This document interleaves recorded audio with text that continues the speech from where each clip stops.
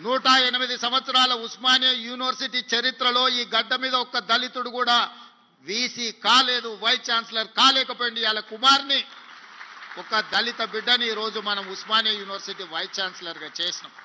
దళితుడని చెయ్యలే, ఆయనలో ఉన్న నైపుణ్యాన్ని చదువును గుర్తించి చదువుకున్నవాడు ఈ సమాజానికి ప్రయోజకుడైతాడని చెప్పి ఈరోజు ఒక కుమార్ను వీసీగా నియమించడం జరిగింది.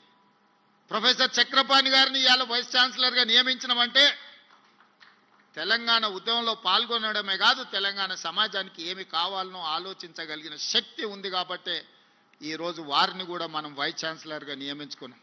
ప్రొఫెసర్ పురుషోత్తంని విద్యా కమిషన్లో ఈరోజు నియమించడము అని అంటే వారు చదువుకున్నారు కాబట్టి.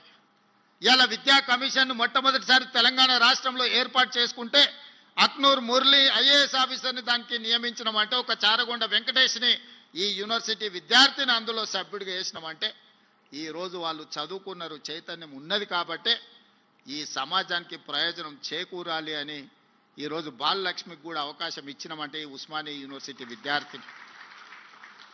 ఈరోజు దయాకర్ ఇక్కడ ఎమ్మెల్సీ కూర్చున్నాడంటే ఇక్కడ చదువుకొని ఇక్కడి నుంచి రాణించిన విద్యార్థులు వీళ్ళందరూ.